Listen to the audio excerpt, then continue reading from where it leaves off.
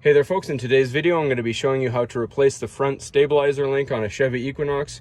This service will be the same for all 2010 through 2017 Chevy Equinoxes.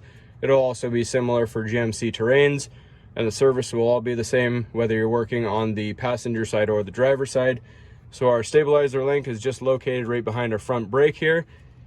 So first step we're going to take before we take anything off, as with any rusty bolt on the car, we're just going to use a little liquid wrench penetrating oil and just spray it over the nut there, and same with the one down here. And don't worry, we'll get you a better angle of the bolt down there once we're servicing it. So we're just going to get you a good angle and start the service.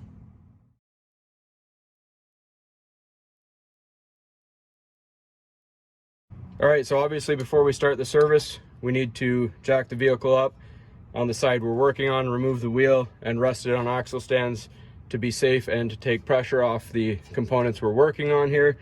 And the tools we're going to need are an Allen key set and an 18mm wrench. I like a ratcheting wrench, it makes things a lot quicker. Now really the only Allen key you need from this set is the 6mm one, because if you look at the end of the stud here, it's a 6mm hex. So what I like to do from this set, take your smallest one and just kind of clean out the end of the stud there, because there's going to be a lot of dirt and rust. That'll just clean it up so you can properly fit your 6mm hex.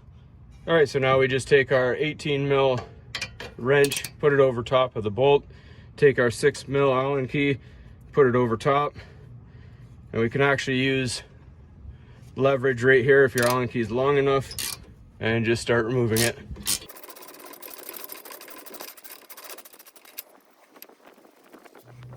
All right, now same thing goes for our bolt down here on the bottom.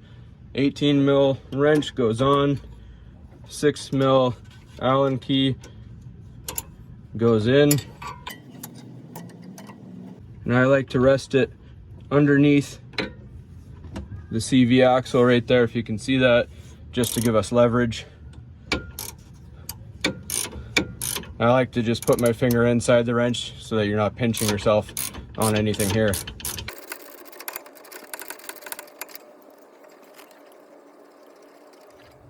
All right, now with both those bolts out, this will actually pivot out nice and easy, just like that. Now for the sake of this video, I'm just going to be putting my old link back, but however for you, obviously when you get your new one, just slide it back into place the same way the old one came out. I just put the top one on, start the nut, just so it doesn't fall out. And then put your bottom in, and same thing.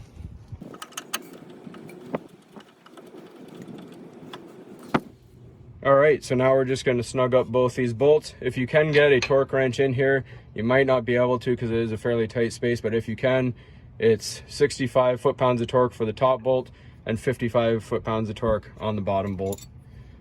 So same thing, wrench on, hex in, and tighten.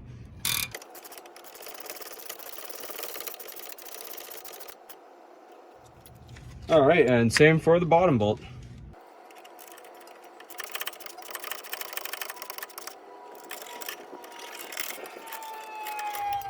All right, so now obviously you just need to get your wheel back on. Goes to 140 foot-pounds of torque for the lugs. Hopefully you found this helpful. Hopefully it stabilizes your ride a little bit and saves you a little money. And as always, please don't forget to like and subscribe.